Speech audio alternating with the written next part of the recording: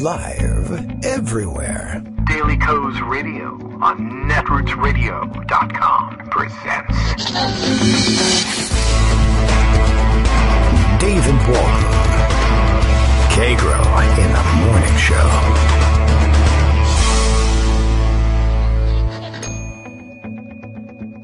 Now, here's David Waldman.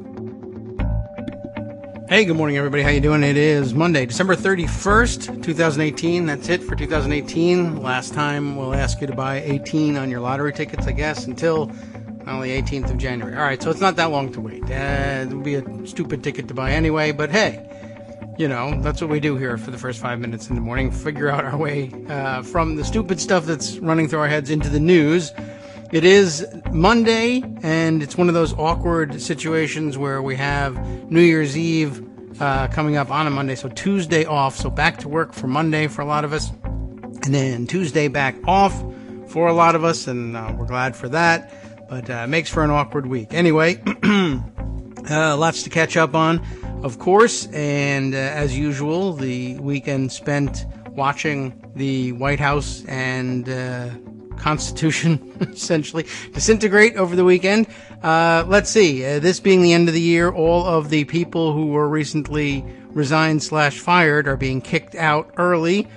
Today, I guess, would be the last day on the job, or I guess, I don't know whether they're transitioning today, because all the big exit interview pieces with maybe now, depending on what time it is, former White House Chief of Staff John Kelly, all running over the weekend, so we'll have to analyze a couple of those. I'm sure Greg has a few standing by. They were all the rage over the weekend, and power supposedly transferring at the Pentagon as well, from outgoing Secretary Mattis to incoming acting Secretary somebody that nobody ever heard of, except for the few pieces we gave you over the weekend to read about who that guy is and where he comes from. He's got no military experience and no government experience, but other than that, I think we're in good hands. No chief of staff, no permanent defense secretary, no permanent attorney general, no permanent anything else. I don't know how many, I actually don't know offhand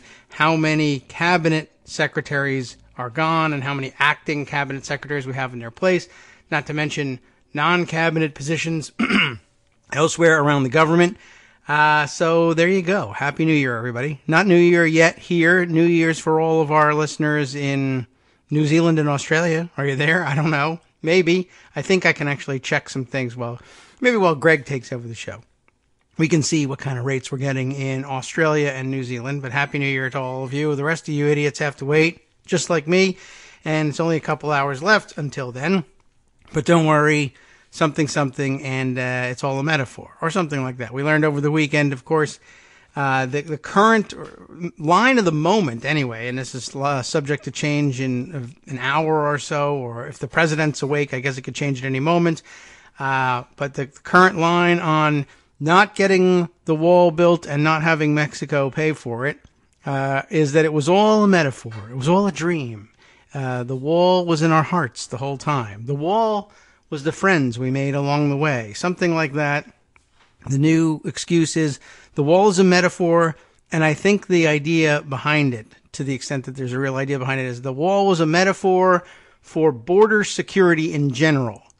So I think this is supposed to pave the way for instance, we found out recently, over the last couple of weeks, during this last round of fights that led to the shutdown, that, for instance, there was $1.6 billion in the previous year's appropriations, however they came to pass, whether by continuing resolution or in the actual appropriations bills.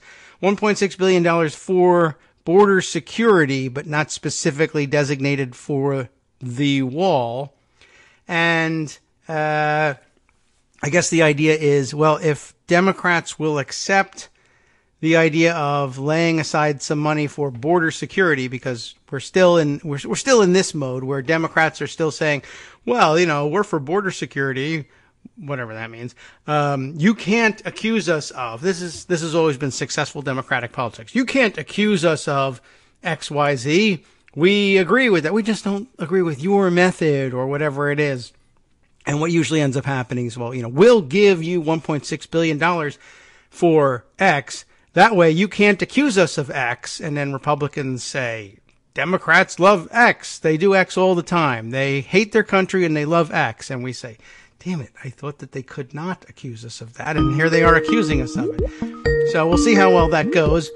But I guess the exit strategy at the moment appears to be, well, if we agree to call it border security, my Skype has quit unexpectedly on my super controller computer here for a second.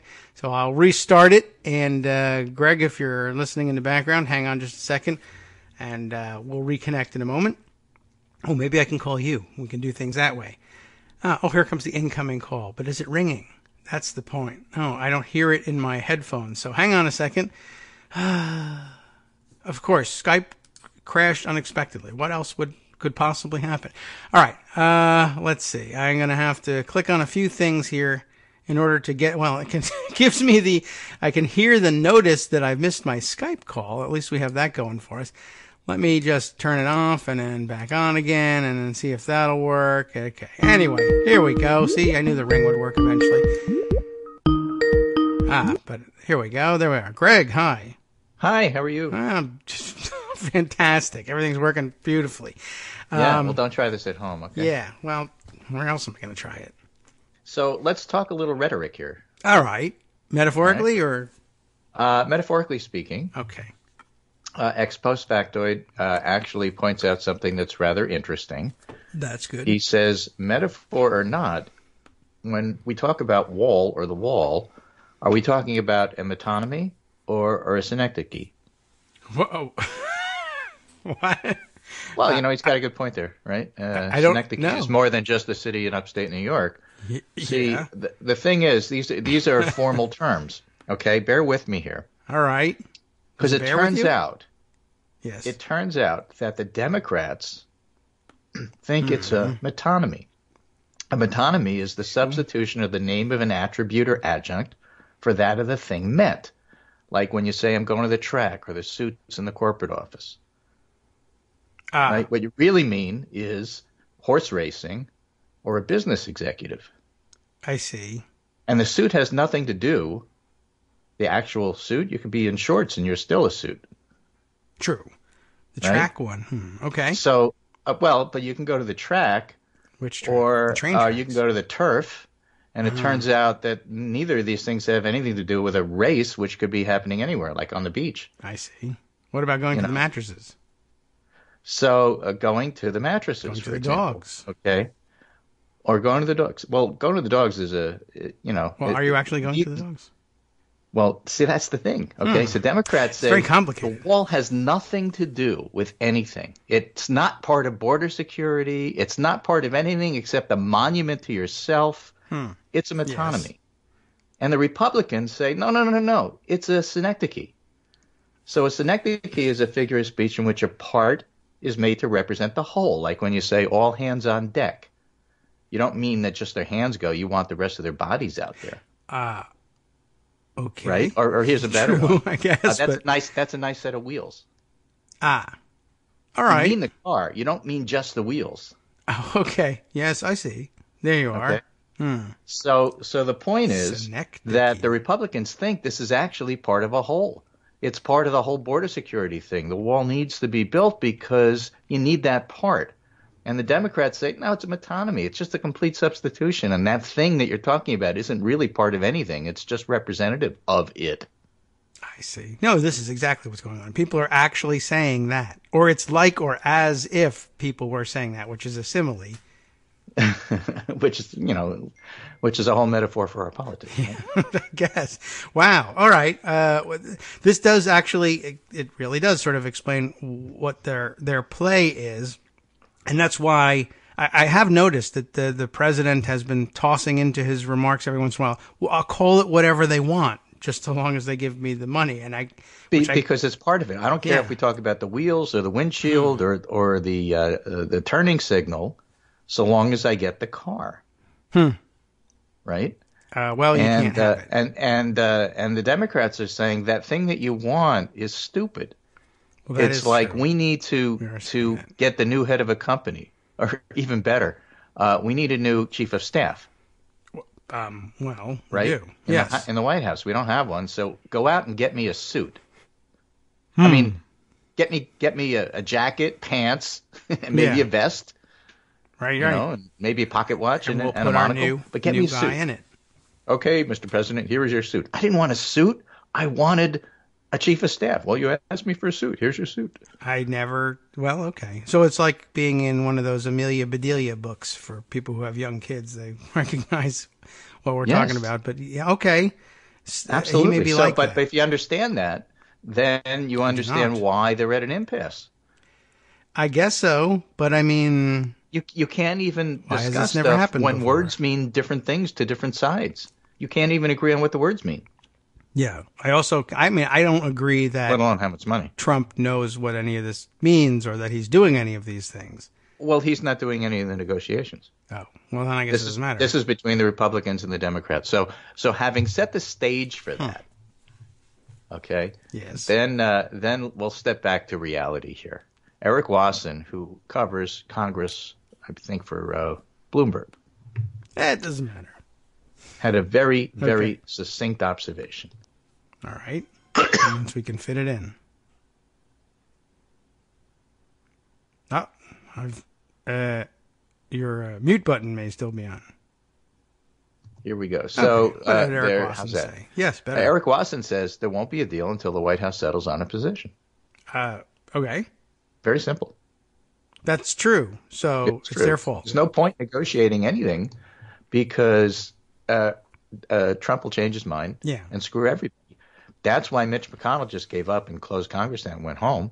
Yeah, that's why the idea of why aren't the Democrats negotiating? Dumb. Yes. The reason Democrats aren't negotiating is because what's the position they're supposed to negotiate on? What do you want? Whatever it is they agree to, even if they totally agree to what to do, you're going to pull out from the agreement and change your mind because Rush Limbaugh said something bad. Yeah, I mean, that is entirely possible. You make a position, put it in writing, sign it in blood, since you're a demon anyway, and, then go ahead and then we'll negotiate. Till then, what's the point? It's a complete waste of time. And, of course, they're correct. So that's what's happening with the negotiations. Democrats and Republicans have completely different rhetorical approaches to this, while at the same time, Democrats cannot negotiate with Republicans because Republicans can't negotiate with the White House because the White House won't settle on a position. Yeah. And this goes back to the whole concept that Trump doesn't want the wall anyway. Oh. It really is metonymy. He just wants the fight. Yeah, that seems clear, and I think that's best illustrated by the other piece of news from the last couple of weeks, that there has been this $1.6 billion in the previous appropriations, and they haven't used it for anything. Border security, increased patrols, fencing, steel slats, nothing. It's just sitting there. Use that first used to be a reasonable position to take as a negotiator, and now it just doesn't matter.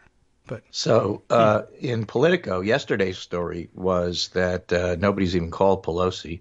Well, why should she? She's not the speaker yet. That won't happen until Thursday. Yeah, right. This is your problem still. Today's Politico story is even better. 9 days in, White House is still seeking a shutdown message.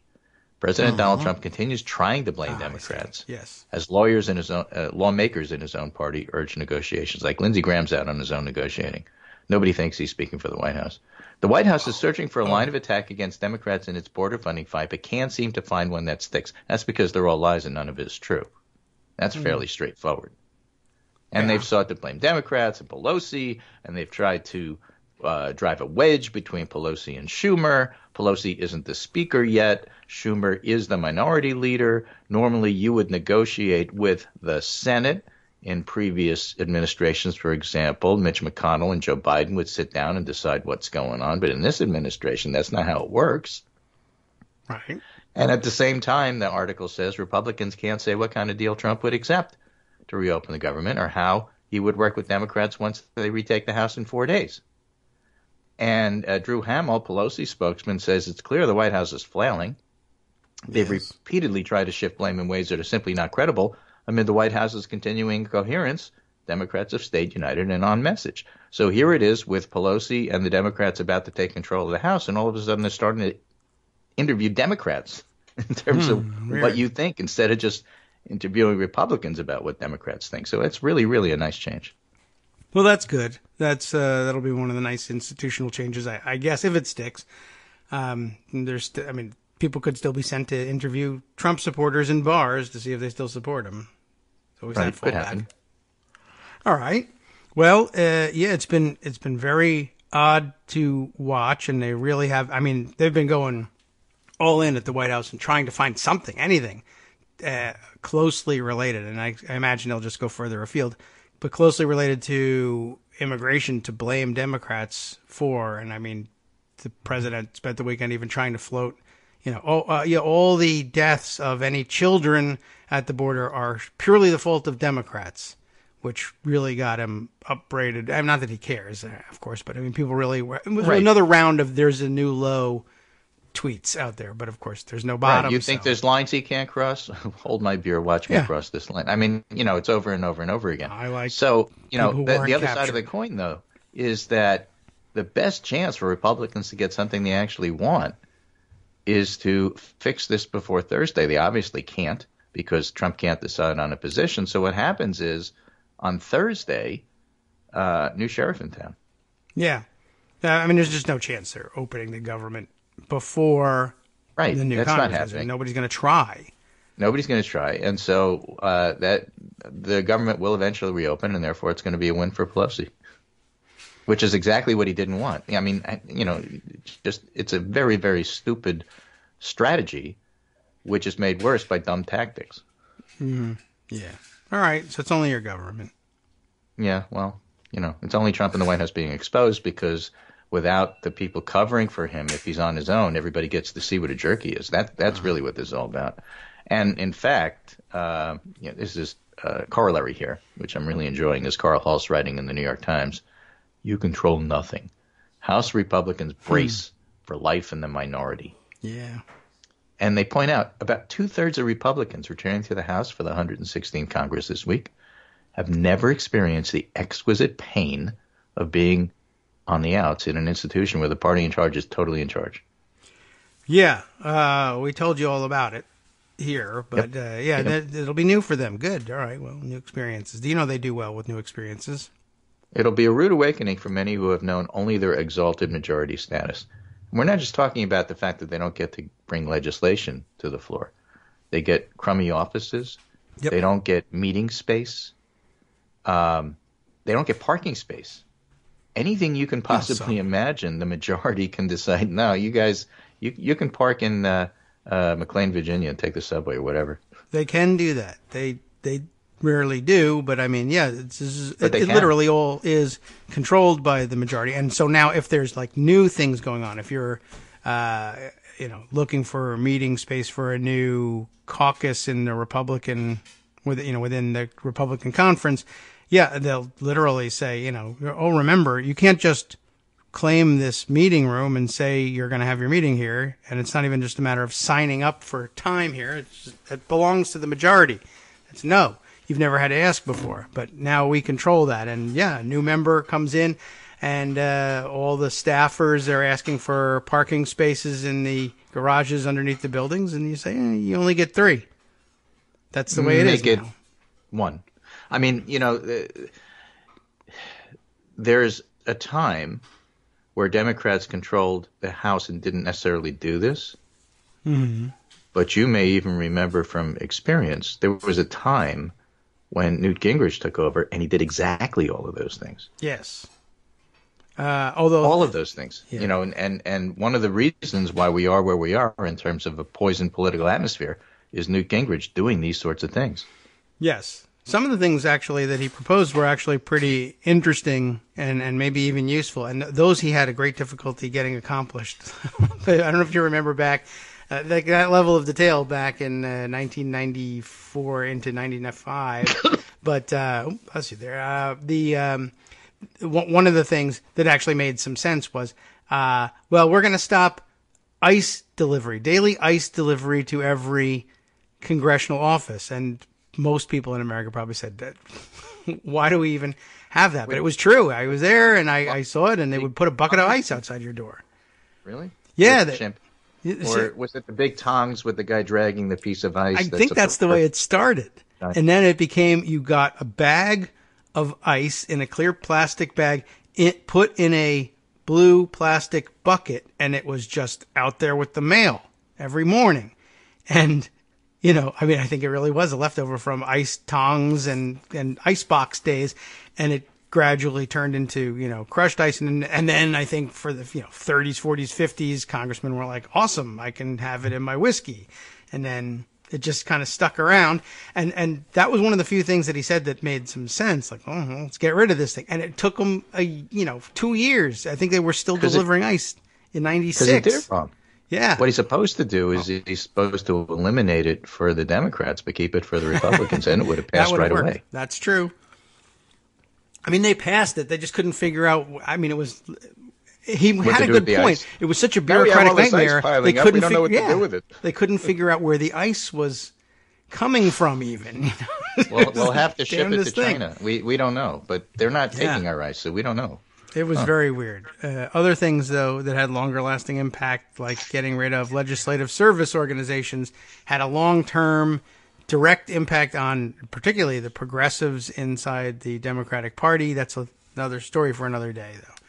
But, these changes are actually kind of difficult to make, and one of the ways to make them stick best, of course, is to reinstall somebody who actually knows where all those levers are and where the buttons are, like Nancy Pelosi. Yeah, so the article goes on to say, the Carl Hulse article in the New York Times, perhaps most shocking to see is some Republicans may not understand the fickleness of a news media horde that used to pursue them and hang on to their every observation. Now reporters lingering in the speaker's lobby off the House floor won't have nearly as much interest and have already begun migrating to the Democratic end of the room. I mentioned that they actually asked Pelosi's spokesman for what they thought. Yeah. They haven't done that in years. Welcome to the brave new world, said Rahm Emanuel, the Chicago mayor who joined the House as a member of the Democratic minority and helped steer Democrats back to power in 2006. It's basically like being on TV with the mute button on. They can see you, but they can't hear you. You and I do that all the time when I forget to take the mute button off. Yes, well, that's true. That's that will be real interesting to watch them do it. And it I don't want that to happen to the minority. I care about the minority. I want it to be like being on radio with the mute button on. I don't even want them to see you. They certainly won't be able to hear you. It's going to be tough. And if it doesn't look any better when 2020 starts to roll around, you'll see an awful lot. It'll happen before then, but you'll see a lot of retirements in the Republican ranks and just say, I should have retired last time, but now I'm out of here, which is great because it means open seats. One huge difference, says the article, from the last time Democrats swung back into power is inescapable. President Trump, while Democrats had their differences with George W. Bush, particularly over the war in Iraq, the volatile conflicts with Trump are at another level entirely. Of course, the New York Times insists on calling him Mr. Trump, just like Michael Cohen does. Well, they call Democrats are already digging in for a series of investigations. There's going to be a lot of investigations. Mr. King said, we have to be ready to be on defense when the investigations go too far. That's Peter King, the other lousy king. Because he has experience of being in the minority than the majority. Yes, that's true. He remembers it. It's a huge change for a lot of them, and good. It couldn't have come soon enough. It could have come sooner, would have been nice, but I'm glad these guys will. You know what people really care about? Mr. Kinzinger said, with fewer Republicans around, it might be easier to get a seat at the State of the Union. That's another thing, right? I mean, where you sit.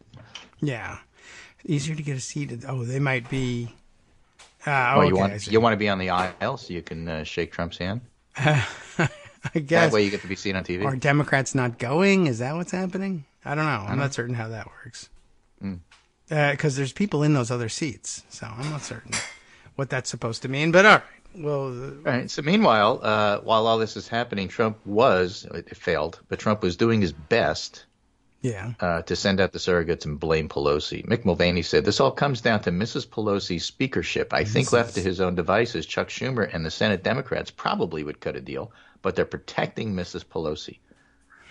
like Speaker Pelosi needs protection. But, dump on the woman. Why don't you? Yeah, I got what they were trying to do. But she's weak. She's a woman. She needs the protection of these men. So let's just negotiate with the men. Sure. Go ahead and do that. Yeah, that's going to go over great. She's got a majority. He's got a minority. That's all that you need to know. That's why you need to talk to her, not him. He's going to do, I mean, there's always dynamics in between the House and the Senate. That's going to take some getting used to for Schumer and other senators, too. Democratic senators. If you want to pay for anything, anyway. Yeah. But, I mean, she's the one with the majority. That's the one you have to talk to. Right. So as we come up to our break, basically Trump has spent the entire week trying to avoid responsibility for anything. He's tried to avoid responsibility, as you pointed out, for the deaths of the children detained trying to cross the U.S.-Mexico border. No children have died in the 10 years prior to that, according to the Department of Homeland Security, their own people. So everybody who tries to blame Obama for this, forget it. This is Trump's doing, and actually Kirstjen Nielsen should resign. And then, again, as a reminder where this segment started, where you stand on the wall depends upon just how you understand the rhetoric that's being used. Yeah, or what kind of rhetoric you think it is, I guess. Autonomy or synecdoche, Yeah. You're talking about the suits or the skirts, or you're talking about a nice set of wheels, it all comes down to that. I guess so. I mean, that's a tough one to keep track of. I might have to give some time over to studying that. We actually, Jack Ox, who's listening, says that how do we even say it? Synecdoche. Is that right? Synecdoche is a kind of metonymy. But your point is excellent. So, although she says good, but we'll take excellent instead. We'll take excellent. Just leave it at that. Yeah, I think it was excellent originally. I'm going to change it to excellent, and then we'll have 2 minutes to talk about how excellent it is. Hi, it's me, David Waldman, your host for Kagro in the Morning, with a brand new interruption, though it's still aimed at saying thank you to all of you who are supporters of the show. We've made a lot of progress. When we first started this campaign, fewer than 1 in 25 regular listeners were donating to help keep us on the air, and now that's down to about 1 in 15, but we've got a long way to go. Remember, it won't take much. Our average monthly donation is currently about $7, for which you're getting 2 hours of great news and entertainment 5 days a week. What's that, 70 cents an hour? That's a pretty good deal. But as a wage, well, I think Democrats would be against that. But if we all put our 70 cents together, or even half of us, that'd really be something. And my kids could go to college. Now, that's not all on you. But remember, patreon.com, Patreon.com, is there to make it easy. You can find us there by searching Kagro X, or David Waldman, or Kagro in the Morning, or even Daily Coast Radio in their search box. And you'll be right there where you need to be to make easy, recurring monthly contributions to support our show. Once again, thanks so much for your continuing support. Welcome back to the Kagro in the Morning Show here on Netroots Radio, finishing up our 2018 season and getting ready for the new year. Greg Dworkin's still with us. We got a few more articles to run through here. It turns out things happened over the weekend. They did. But let's talk a little bit about the year as a whole. We'll use a little synecdoche here and refer to a small part of it as being representative of the big part. And we're going to talk about lying.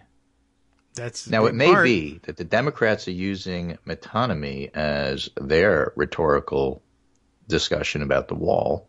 Yes. And the Republicans are using synecdoche, which, again, is a city near Buffalo up in New York State that gets lots of snow. But Trump is using a completely different rhetorical tool. Yes. He's lying about everything. Is that a rhetorical tool? Yes, because what he's doing is none of the above. What he's doing is disinformation. That would be and it's important to focus on that because the title of the Pundit Roundup I did this morning is when lying is the plan, not the distraction. It's not that Rudy Giuliani is lying about things that you don't pay attention to that other thing over there. Mm-hmm. It's that Trump and Giuliani are lying because they want to put out all sorts of misinformation. And they want you to have your head spin to the point where you don't know who to trust, so you turn it off, and by turning it off, you're not listening. That's what they want. Well, I don't think we're doing ourselves any favor. We're discussing Schenectady and whatever else. I'm confused as it is. So Greg Sargent has a nice little tweet storm about this, which references a book he just wrote. Yes. But aside from the promotional parts of this, as Trump ends the year with a flood of lies about his wall, we need to recapture a core truth about this presidency. Trump isn't twisting the truth or stubbornly refusing to admit error. He is engaged in disinformation. This is a different thing entirely. In other words, he knows exactly what he's doing. He's trying to dazzle you with bullshit. Yeah, this is a controversial point, but we're not supposed to get bogged down in this, so we'll continue. The Washington Post and New York Times fact checkers have now posted their year-end pieces, and they're notable. Glenn Kessler says that Trump has now passed the 7,500 mark in falsehoods and distortions as president. Remember I said to you a couple of weeks ago or last week, some pundits count the dots and others connect them? Yes.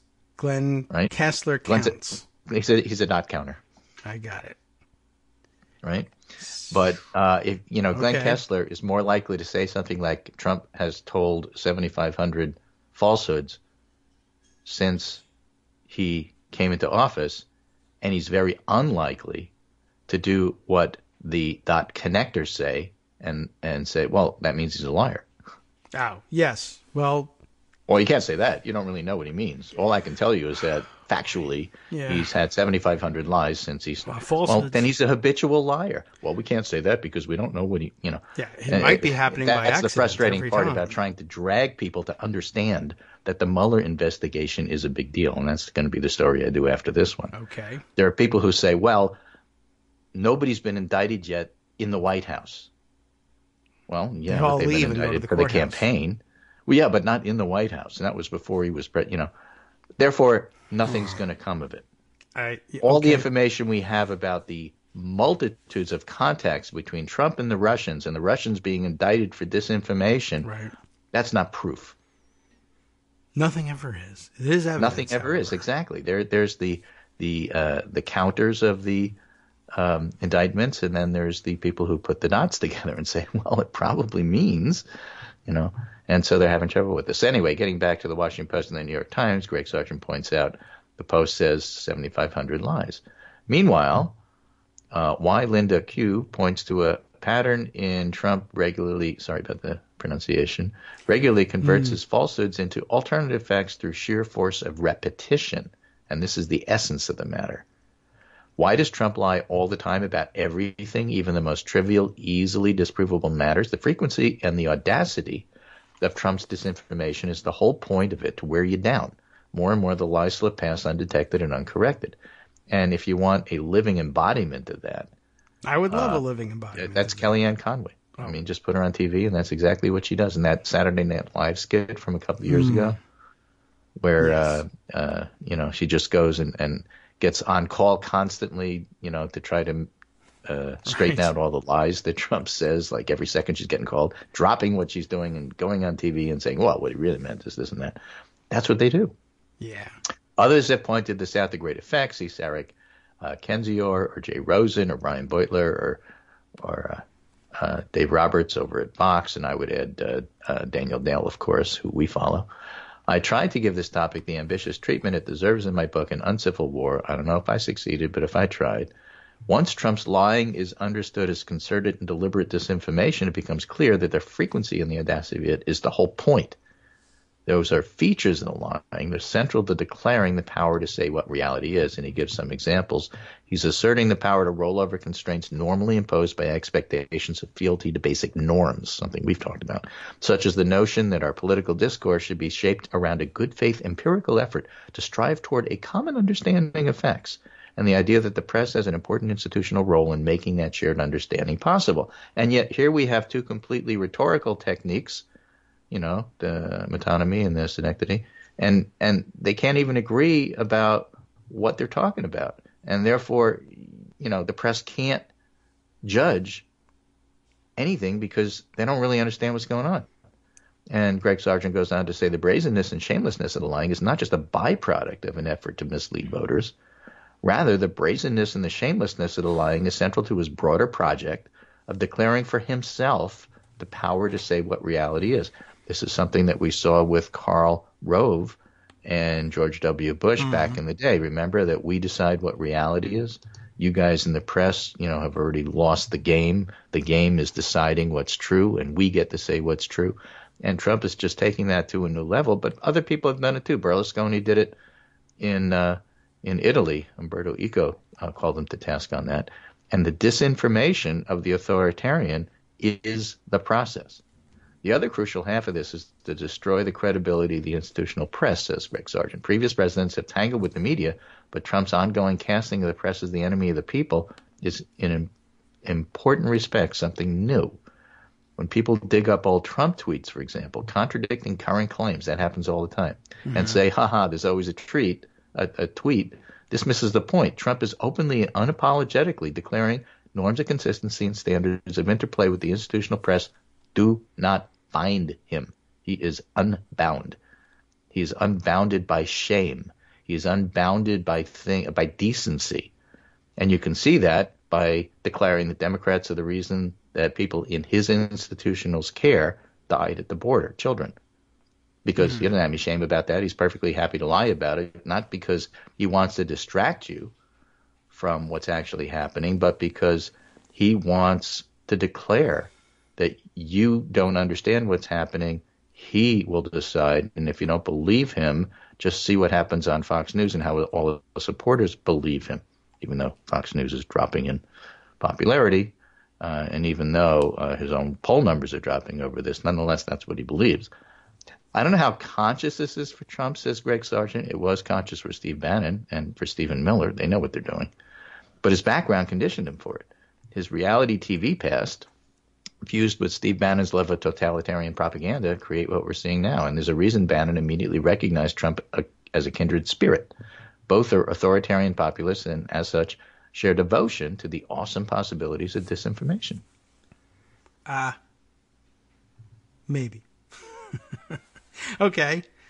Right? Yeah. So all these things led Jay Rosen to declare early that the media is embroiled in a public battle for the fight of its life. Yes. We've struggled for the right footing, but we've endured situations like this before, and the media has adapted. So I believe the press is undergoing a generational institutional adjustment. The younger reporters are just calling bullshit, and the older reporters are saying, well, we don't really know what's in his heart. Yeah, I guess so. You need more Rachel Maddows and less Chuck Todds to deal with something like this. Yeah, maybe, although I suspect that she's older than he is. I don't know. I'll check that out. In his heart, I don't know that. But, in his heart, I don't know how old he is. Whether it's true or whether it's not, True. the style is what we're talking about here. Chuck Todd did have a banner weekend, though. Yeah, I understand. for climate change. Yeah. Anyway, as a good example of this institutional adaptation to the new challenges posed to the news media, see this amazing tool database recently launched by Glenn Kessler, Meet the Bottomless Pinocchio, a new rating for false climate change. Okay. Yes, right. So in his Let's Count the Ways way, Kessler's doing it, and Chuck Todd is doing it by saying, okay, we've had enough of the climate denialists. They're not getting on the show anymore. This is settled. That's basically what he said on Sunday. Yeah. I was glad to see that, although, I'm not going to have a party over it necessarily. No, well, let's have a Republican party over that. Why don't you just say, okay, they're lying about everything, and they're not going to be on the show, and it isn't an argument about whether they're lying or not. That's settled. I'm waiting for that. Okay. By the way, for the record, Chuck Todd is 1 year older than Rachel Maddow. Yeah. So okay, pretty close but I just thought I'd let everybody know. Okay. Their style, however, yes. Chuck Todd harkens back to an earlier era where you wanted spokespeople from both sides, and simply, whoever's in power gets 2, and whoever's not in power gets 1, and that should settle it. We understood your rhetorical device there. I don't know what it was called, but we knew what you meant. Yeah. I think it was onomatopoeia you were using there.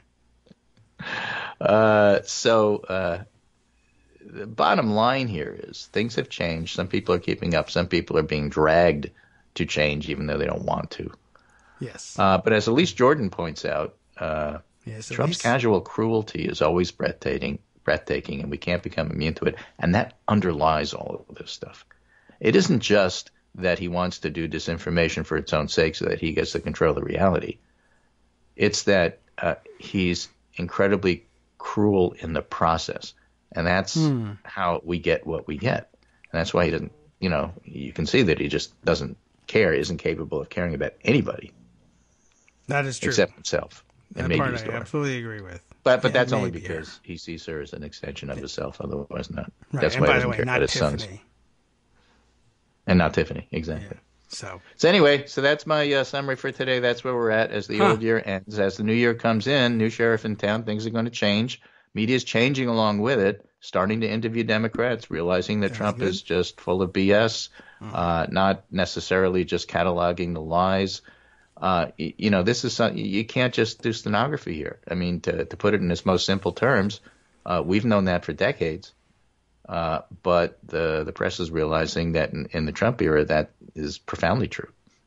Yes, it's just disturbing because of how dependent Trump has always been on the press. Right. And how long he's been doing this to the press. And I don't know, and he was doing it in a media capital. I don't really understand why people miss this. Because he's good for ratings, So he's got friends like Jeff Zucker, who's at CNN, who was perfectly happy to prop him up because it was good for them. You had Les Moonves and other people at CBS saying it may be bad for the country, but it's good for CBS's bottom line, And as long as you have people like that, who, by the way, are the same people who are perfectly happy to do their own sexual harassment of women and hide that, and they're all part and parcel of the same crowd. Yes. A bad bunch of people. Yeah. Well, just a few bad apples. I'm sure we'll get rid of them and everything will be fine. Yeah. Well, those apples are pretty rotten to the core, whether it's Jeff Epstein or whether it's Les Moonves or, Harvey Weinstein, was it? Yeah. I think. There's so many, hard to keep track. Yeah. So let me end with this nice little piece here for the coming Mueller stuff. This is from Jack Schaefer. Week 84, this was the year Mueller made the liars writhe. And that's, in fact, what you need to do. The press needs to get a hold of what they're doing and make the liars writhe. And, of course, that's what Mueller is doing at the legal level.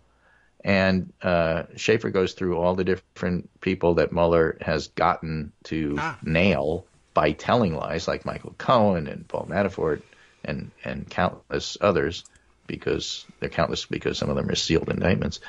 And he ends by saying, I'm not foolish enough to predict when Mueller will close his case, but I'm brave enough to venture that Trump's troubles are only now beginning. As Garrett Graff recently wrote, there's more than a dozen investigations into the various scandals connected to the president, from the Russians' hack of the election to the purchase of influence by Middle Easterners, to obstruction of justice, to inauguration committee funding, to campaign finance fraud.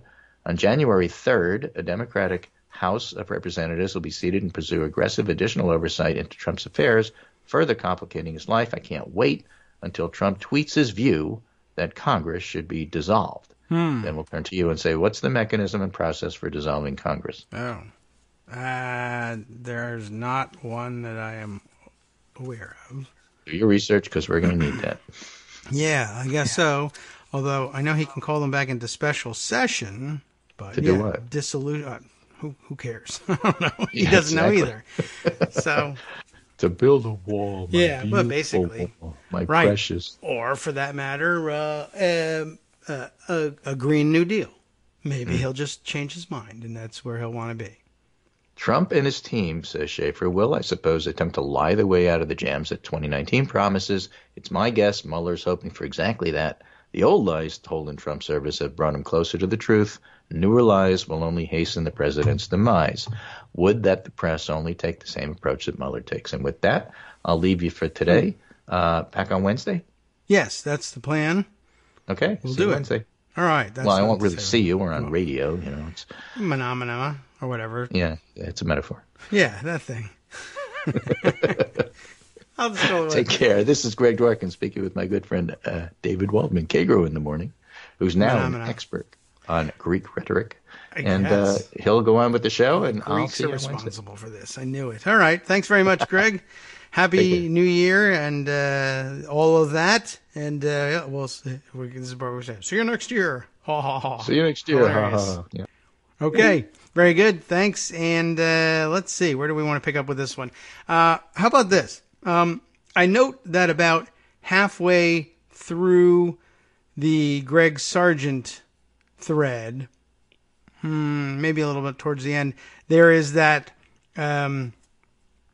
nod towards the possibility that Trump doesn't know what the hell he's doing at all, and he tries to make his thesis compatible with that.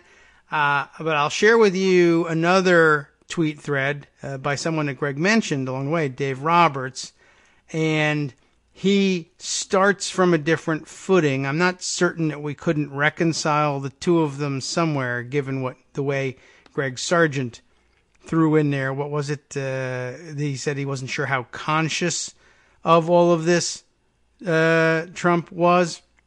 And Dave starts from the assumption that he's not. And that's my preferred position, too. I think that there are some people around him for whom it is perhaps a conscious strategy, or at the very least, who heard it expressed in their view in an impressive sounding way as a conscious strategy, and they latched onto it and said, yeah, I'll take it, which is what I think Trump does with the chaos thing. When people say, oh my gosh, it's chaos around him, he kind of says, well, or someone says he thrives on chaos. And he says, you know what? That's okay because I thrive on chaos. I don't think he knows what thrive means necessarily, but he heard it said and he repeats it. So here's the deal. Here's the thread I grabbed from David Roberts. I grabbed it as this Greg Sargent one was being read. I remember hearing it or seeing it yesterday. He starts with this: I would just add one thing to this very good thread, and he's talking about Greg's thread. So it follows that I would read this one. The question regularly comes up: how conscious is this on Trump's part? To what extent is it a strategy, something he is choosing? Is he trying to deceive us, or has he just deceived himself? Anyone who's read my articles, Roberts says, or followed this feed, knows that I think the answer to these questions is both extremely clear and extremely important. To wit, it is not conscious at all. It is 0.0% a strategy. At no point has Trump been capable of behaving otherwise. Trump is a malignant narcissist, which means he's got a gaping, insatiable beast of an ego that needs constant reinforcement and affirmation. He's a slave to it and is ultimately miserable, like all narcissists. It tells him what reality must be. He builds a world to support it.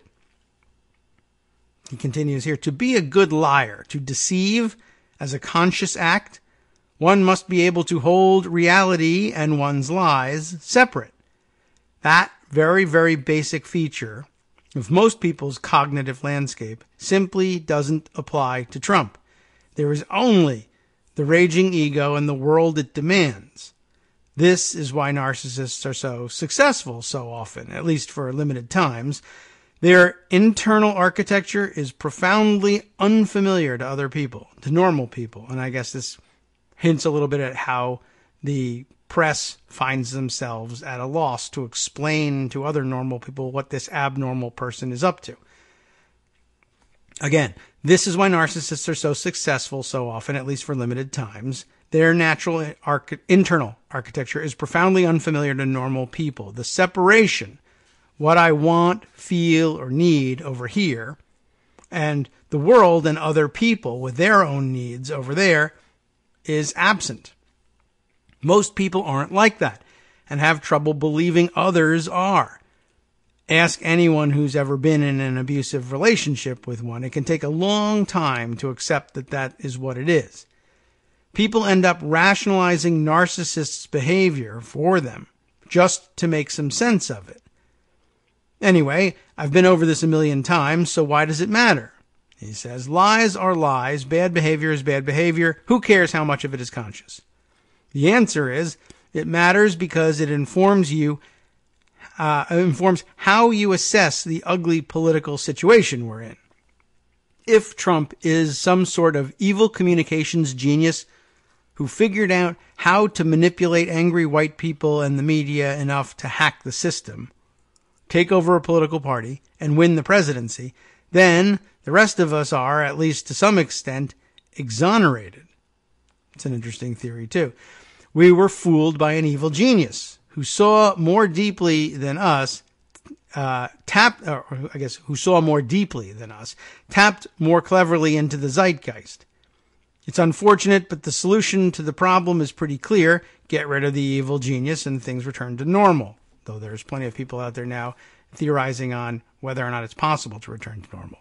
But if Trump is a blundering, flailing buffoon, blinded by unquenchable need and bottomless resentment, incapable of the mental discipline necessary to distinguish fantasy from reality, well, then responsibility for all this does not belong with him, but with us, the system.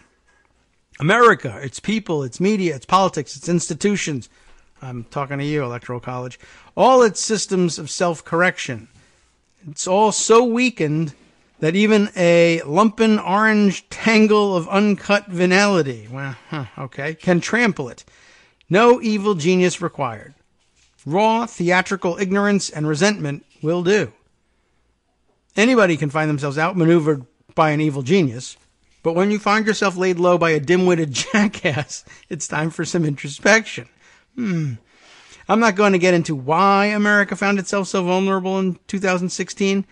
It's some mix of decades of right-wing attacks on U.S. institutions, rapid demographic changes, and lingering pain from the 2008 recession.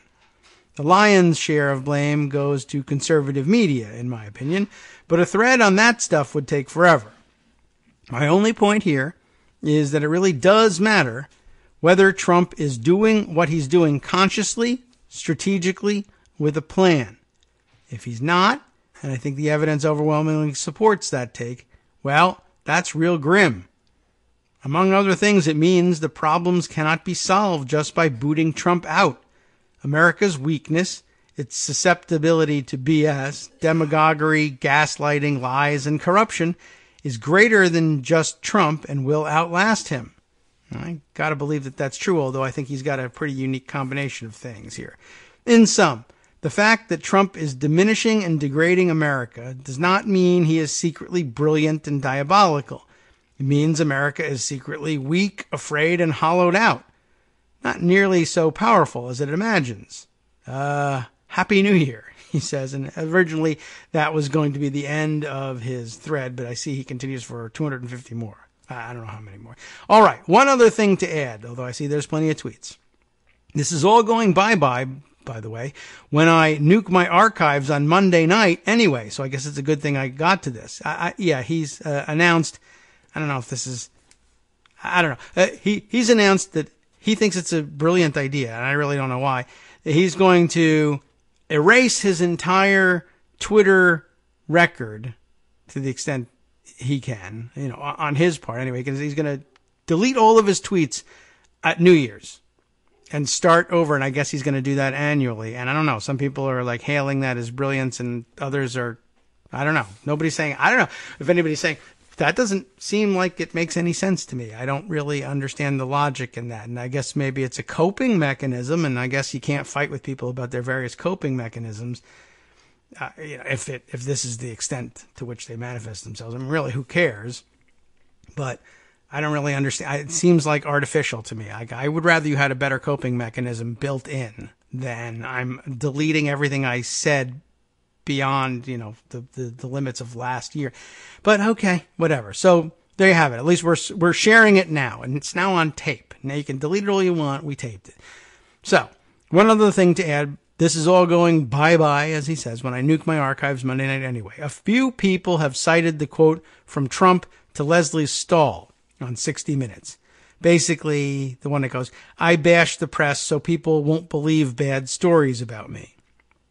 Okay, and it's a good counterexample, and sounds like something that he strategizes then. Although, even when he said that, we'll see where David goes here, but my thought at the time, as I recall, was that sounds like something somebody told him.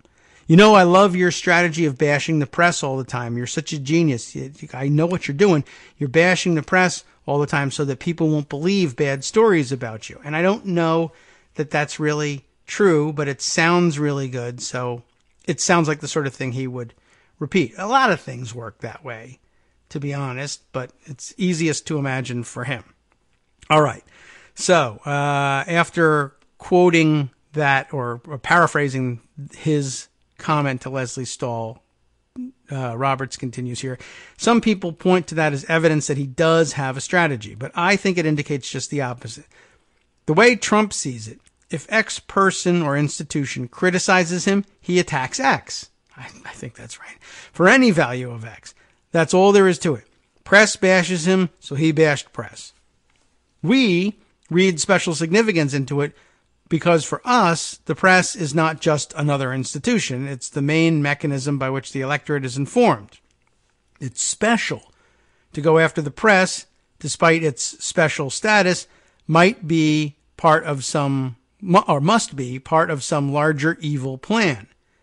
But to Trump, like any malignant narcissist, nothing is special. Not the press, not veterans, not Gold Star parents, heads of state, nobody, right? To him, all that stuff is on a flat, undifferentiated plane of not me. He will eagerly wage war on any of it to protect his ego. The press has no special status for him. It's just something that is threatening his narcissistic ego protection. You say bad things about me, so I try to destroy you. He would say the same to or about any person or institution. I mean, consider if you had a diabolical plan to systematically weaken a truth-finding institution so that you could lie without restraint, would you say so out loud to a effing journalist? That's not how diabolical plans work.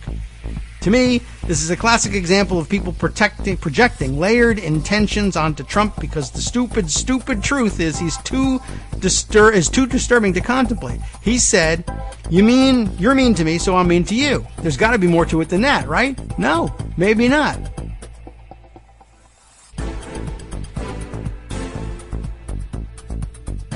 Welcome back now to the Kagro in the Morning Show here on Netroots Radio. Just that brief pause at the top of the hour. That's really it. He says that's the last one, although he does add one more, of course, this time. It is funny how he keeps saying, and this time he encloses a little tag here, Finn for real.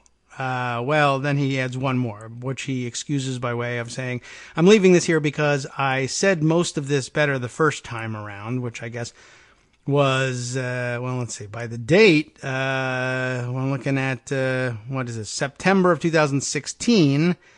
And I guess addressing the same issue, the screen grab that he includes here says, it's not that Trump is saying things he believes to be false. It's that he doesn't seem to have beliefs at all. Not in the way people typically talk about beliefs. That is, as mental constructs stable across time and context. Rather, his opinions dissolve and coalesce fluidly as he's talking, like oil on shallow water. That's why he gives every indication of conviction, even when, say, denying that he has said something that is still posted on his Twitter feed. That doesn't clarify anything for me, although it does add to the picture. I think I'm more in the Roberts camp, if they are indeed two distinct camps. I don't think that Trump has strategy for most anything, although I think he's developed some rudimentary strategies along the way. He, regardless of everything we say about him, he is still a human, and he does have the mental capacity of, a limited one.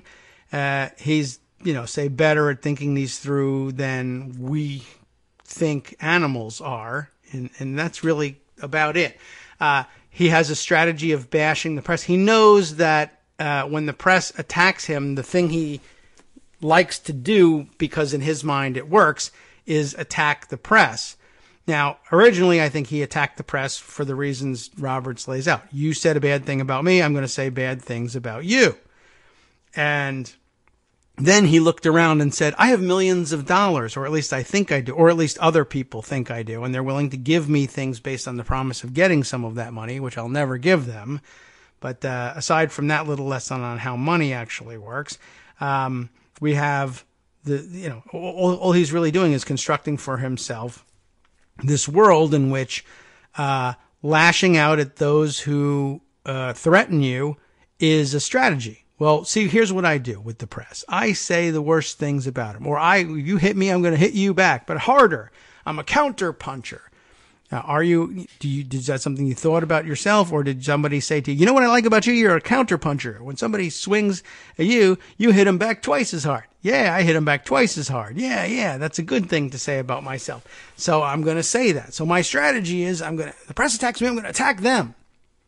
That's not a strategy. That's just base animal instinct. But it's dressed up in human clothes. You know, I'm a tool-using biped, and I wear clothes and, whatever. So therefore, something that threatens me, I attack it back. No, that's a strategy. I'm doing that to do a thing. What's that thing I do again? Oh, yeah, you're doing it so that when the press reports bad stories about you, people won't believe them. How's he doing about that, by the way? 60%, 70% of the country believes pretty much every bad story that's being printed about him.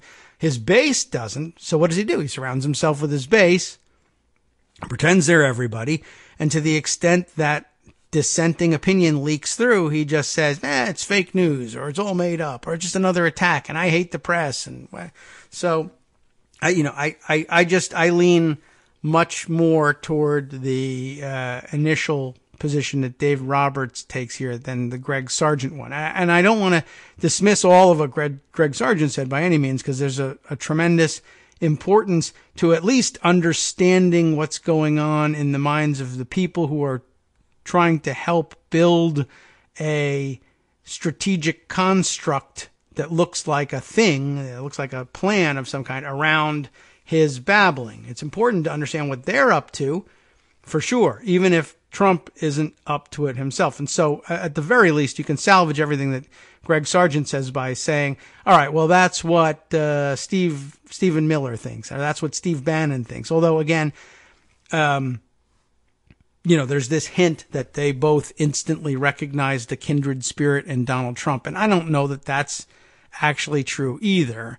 I mean, they are kindred spirits in many ways, but realize that you're kindred spirit with a baboon is what's happening here. I mean, Trump just lashes out. I don't know if you want to be a kindred spirit at such a base, with such a base animal, but to the extent that they're kindred because of the cruelty and the racism and the love for fascist autocracy is also, I mean, they have that to cling to, but like the idea that they instantly recognize, they're not long-time Trump supporters.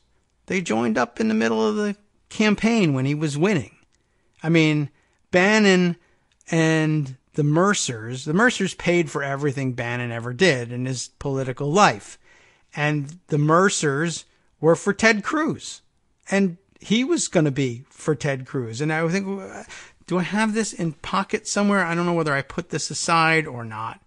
I may not have, because it's just not usually, I can't think of it being central to too many of the things we do, but somewhere recently, and now I only wish I had put it aside so I could prove to you that it was true, but I'm pretty sure I saw that there was a story bubbling up that Bannon was, prior to signing on with Trump, was going on about the business, I'm sure at the behest of the Mercers, to basically sell an anti-Trump, he had the Oppo folder on Trump, and he was looking to sell it. There it is. I did put it aside. Look at that. CNN. Let's open that up. Bannon Group shopped anti-Trump document in 2015. Sarah Murray, Evan Perez, and Jeremy Diamond. Boy, see, it looks like I'm a reporter here or something. I got all the information at my fingertips. I put these things aside in order to connect these dots. I'm a dot connector, right? Not a dot counter. Like, who was it we were talking about? Glenn Kessler, right? The other Glenn. All right. Let's see. This was from January of this year, as a matter of fact. This very year, because it's still, what time is it? It's 10 o'clock in the morning, December 31st. It's still 2018. January 2018. I don't think I put it aside in January of 2018, but I put it aside some time ago. Somebody must have been tweeting it around. Bannon Group shopped anti-Trump document in 2015. Do I really have to read you the whole thing? I'll give you a flavor for it. Before Donald Trump and Steve Bannon were enemies, remember, we're talking about they have an on-again, off-again, on-again, off-again relationship. They're currently enemies because he got kicked out and fired from the White House for saying, I don't even remember what it was, that he told the truth about Donald Trump as an idiot or whatever, and got himself kicked out. But he was also, people were hounding him out of the White House because he's a Nazi and he didn't know what he was doing. Before Donald Trump and Steve Bannon were enemies, which is supposed to be where they are now, it's, by the way, what a difference a year makes. They're still enemies, sort of, kind of. Like, Trump isn't forgiving him because he's a baboon. But they're, people no longer talk about, it's all coming apart at the seams. The wheels are coming off. Bannon and Trump are at one another's throats. I remember briefly when people thought that was a thing. Before Donald Trump and Steve Bannon were enemies, they were allies. And not long before that, Bannon was part of an effort to sink Trump's presidential hopes, even if Trump didn't know it. And isn't that a continuing theme for Donald Trump? Just this past couple of weeks, his new acting, supposedly, chief of staff, Mick Mulvaney, this is now his 15th job in the administration, was revealed to have made, the sort of comments that would otherwise get you banned from the Trump White House and may yet get him banned. And I understand they're already fighting during the primaries and into, I guess, up to the point that Trump won the nomination. Mick Mulvaney was spending his time saying he's a moron, the wall is garbage, it's a stupid idea, he's an idiot, he won, he's a genius, I love him, let's have wall, right? So same thing for Steve Bannon. And he too, even back in January of 2018, a year ago, it was clear, before he signed on at the White House, he was saying that Donald Trump is an idiot and a fraud. A conservative watchdog group led by Bannon, that is to say, financed by the Mercers, and the Mercers like to let Steve Bannon think he's running things. I guess, I don't know. I think their relationship is a little bit more like, I think the Bannons like the Mercers like what Bannon does, and they just underwrite it. It's different, say, from the relationship between Charlie Kirk and his funders with Turning Point USA. Remember that stupid group that he leads? That one is much better characterized as the donors want a thing done, and they'll pay Charlie Kirk to pretend he's running this stuff. But I think the relationship might go slightly in the other direction for Bannon and Mercers. The Mercers are definitely the money, but they think Bannon is worth something. And I don't think, on his own. I don't think that's the case with the donors and Charlie Kirk. They're just like, well, he's useful. He says that he's willing to say the things. We like that. That's about it. So a conservative watchdog group led by Bannon tried to discredit Trump in the early stages of the 2016 Republican presidential primary by shopping a document alleging that Trump has had, probably still does, ties to mobsters. Who would have imagined Donald Trump tied to mobsters? I think they were thinking, traditional American mobsters. I don't know whether they were talking about the Russian mafia or not, but that's also true. Anyway, this according to conservative sources and a copy of the document reviewed by CNN. So that's hard to wriggle out of. The anti-Trump opposition research was the work of author Peter Schweitzer for the Government Accountability Institute, which he co-founded with Bannon in 2012. You'll recognize all of that. The Clinton Cash, that was their next project. Oh, we didn't work with the Trump thing, so shift to the Clinton one. It described years of alleged business connections between Trump companies and organized crime figures, allegations that have circulated among Trump detractors for years, because they're true. The New York Times reported on the document on Friday. Remember, this is a year ago, January 2018. The GAI, Government Accountability Institute, is backed by the Mercer family. Wow, what a surprise. One of the largest benefactors for Trump's campaign. Rebecca Mercer, the daughter of hedge fund billionaire Robert Mercer, is listed as the group's chairwoman on its website, but in 2015, when the document was produced, the Mercers were backing the campaign of one of Trump's rivals, Texas Senator Ted Cruz, and Bannon had not yet joined the Trump campaign. In early 2016, at the height of the Republican primary fight, Cruz cited possible mob ties as one reason for Trump to release his taxes. Cruz and his campaign cited published news accounts at the time as the basis for making the charge. And I don't know if this goes into it. It doesn't look like it does, but just remember. So what did Trump do? Are you trying to figure out, oh, he's a grand strategizer or is he a baboon? Oh, yeah? Well, Ted Cruz's father assassinated Kennedy. That's where that arose. I believe that was it. The direct response to that. You say something bad, I'm going to say something bad about you.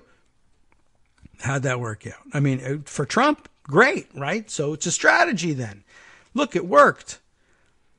The document offers a glimpse at behind-the-scenes efforts by conservatives to derail Trump's presidential bid. The document is similar to opposition research produced for both Republicans and Democrats targeting Trump, because it's true. The best known of these is the one produced by the Washington firm Fusion GPS, alleging ties between Trump and Russians, which now has helped spawn a broad investigation led by special counsel Robert Mueller. You know about that one, right? You've heard of it. We research political figures from all political parties, and our basic premise is follow the money. That's what guides our research approach, Schweitzer told CNN. Well, it's normally a sound principle, but amazingly, Schweitzer did not get famous for following the money of the person who actually has become president of the United States. No, he became famous for attempting to or alleging that he was following the money of the person that lost, which is amazing. You would think that he would, get busy. Like if you really were an honest researcher in this subject. And I could see where in 2015, 2016, I guess it was in 2016, 15, he was busy with Trump because he was getting paid by people who wanted Ted Cruz. And in order to get Ted Cruz, you had to get Trump out of the way. So you do this. Then, okay, fine. He's not out of the way. We can't get rid of him. I'll switch over to Hillary Clinton. Now, there would be a period there where you could say if he were genuinely interested in following the money and was an honest broker, of course he would be researching Hillary Clinton. She's going to win the presidential race. Everything you need to know about whether he's an honest broker can be probably summed up in the fact that, okay, oh, look what happened. In November of 2016, it turns out that the Electoral College, anyway, seems to think that the winner was actually Donald Trump and not Hillary Clinton. My bad. I was I figured I would spend my time researching the person who was going to win the popular vote by 3 to 5 million votes. But, whatever, the vagaries of our system. It is what it is. Anyway, Donald Trump turns out to be president. Well, it just so happens that I already have started the research on this. I have solid work ready to go that says that when you follow the money with Donald Trump, it leads to mobsters. But I guess I won't say anything. And he didn't. And you haven't heard anything else from Peter Schweitzer since Clinton Cash. So, with that in mind, was he an honest broker? Was the information he was peddling in Clinton Cash honestly come by, honestly interpreted, and honestly presented? No, but it's too late now. But anyway, that's what you need to know about that guy. A source familiar with GAI's work said the group conducted research on all Republican and Democratic candidates running in the 2016 election. No, that's probably a lie. Bannon and the Mercers were not involved in the day-to-day machinations of the research. Also another lie, but the source said they were aware of the effort to drill down on candidates and share some of that research with news organizations. Gee whiz, you think? A GOP operative provided CNN a copy of the anti-Trump document. Two sources confirmed the GAI shopped copies of the document to donors for Trump's rivals during the GOP primary. Now, what to do with it, I don't know. Now that I think about what we were just saying, right? Should CNN be publishing this thing, or should they be saying, well, given what we now know about GAI and Schweitzer and how he works, what's the likelihood that the information in this is true, given that none of the information in Clinton Cash appears to be true? And I guess a better analysis would be, well, is none of the facts ring true, or is it just being dishonestly presented? You might be able to glean some interesting facts and present them honestly and still make something close to the picture you want based on the information either in Clinton Cash or in their anti-Trump document. But they have opted not to do that to date, although it seems that Robert Mueller has been doing that instead, which is so much the better. Anyway, continuing on with this article, we did not and would not share that with any candidates, the source familiar with GAI's work said. Why not? There would be no sharing with candidates, with political operatives, or anybody of that category. I doubt that very much. Bannon declined to comment. Bannon, Schweitzer, and the Mercers went on to curry favor with Trump when he became the GOP nominee and later the president. Trump brought on Bannon as CEO of his presidential campaign in August of 2016. That's pretty late, quite honestly. But Bannon's subsequent West Wing tenure as Trump's chief political strategist was brief. Just to remind you of all of that, he was fired in August of 2017, but remained in contact with the president. Their friendship hit rocky times last week. That would be, again, either early January 2018 or late December 2017. With the publication of comments by Bannon in, remember, it seems like an eternity ago, Michael Wolff's book, Disparaging Trump and His Family. Forgot all about that guy. Yeah. The president issued a blistering statement against his former political guru, saying Bannon has, quote, lost his mind, and later slapped him with the nickname Sloppy Steve via Twitter. And that's one of his better ones, actually. I mean, it's not clever or creative. It's just true. Anyway, yeah, that's pretty amazing that we've forgotten about Michael Wolff. For all the time we've spent saying that Christopher Steele's dossier may turn out to be true, is there a whole lot that's really been disproven from Michael Wolff's book? I forget the trajectory that the book actually took in the popular opinion. But, you know. Anyway, it's since been replaced by 2 or 3 other such books that also went through the ringer and were lauded and then trashed and back and forth. Bannon said Sunday last year he regretted not responding sooner to comments attributed to him in Wolff's book that were critical of Donald Trump Jr. It's not clear whether Trump knew of Bannon's and the Mercers' ties to the document aimed at discrediting him when they became his allies in 2016. It is clear whether Trump knew of them. He did not know of them.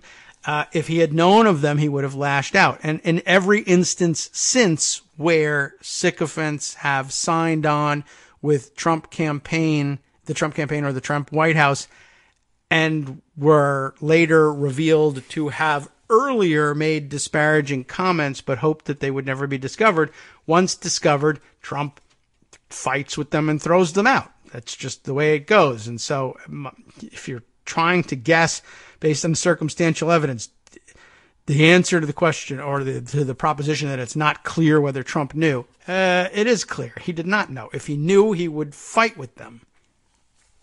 And he fights with them the minute he finds out. However, the Mercers' prior support for Cruz was widely known. They weren't able to disguise that. It just didn't matter very much. I don't care if you support Cruz. I care if you say bad things about me. That's what triggers his interest. Something Cruz, who cares? Where's the part about Trump? There I am. Ooh, he said something bad about me. Trump regularly cited some of Schweitzer's other work on the campaign trail. Can you guess what it might have been?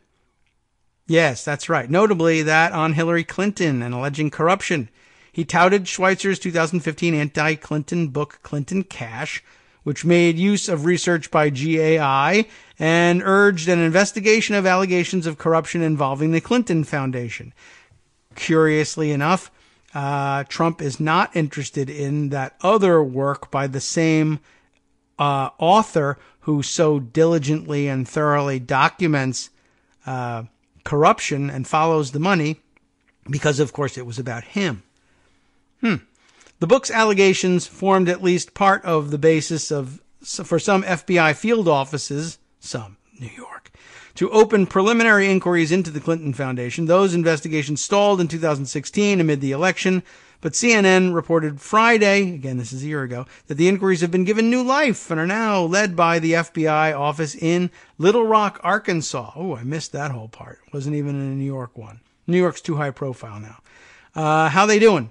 It's been a year. You've been hearing a lot about the results of the investigation from the Little Rock, Arkansas FBI office, have you? Yeah, I didn't think so. So, all right, that one's not working out all that well, I guess. So as I was saying, I guess it got to this from the part of the, it wasn't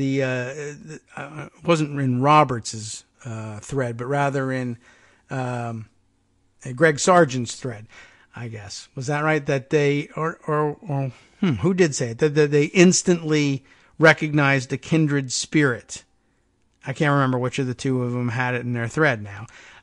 They instantly recognized the kindred spirit in Donald Trump. Well, Bannon spent the early part of the cycle, the key part of the cycle, thinking or wanting people to think, trying to project the image that he had found a kindred spirit in Ted Cruz. I don't think they are very much alike. They're both horrible, but in very different ways. Very uniquely horrible, the two of them. So no, I don't think he found any kindred spirit there. He may later have found a kindred spirit in Donald Trump, but then it wasn't immediate. He spent the first part of the cycle trying desperately to sign on with somebody else. It just didn't work out. And it didn't work out even with Trump until he said, I'll do it for free. That was the thing that got Trump's interest. Who cares about you? You're a loser. I never heard of you. You're ugly. You're sloppy. Free, eh? Now we're talking. Stephen Miller, of course, I mean, I don't know whether he ever was a Trump fan or not, and I think there's a lot less evidence out there about him. But Stephen Miller was a Jefferson Beauregard Sessions. He's a Jeff Sessions staffer.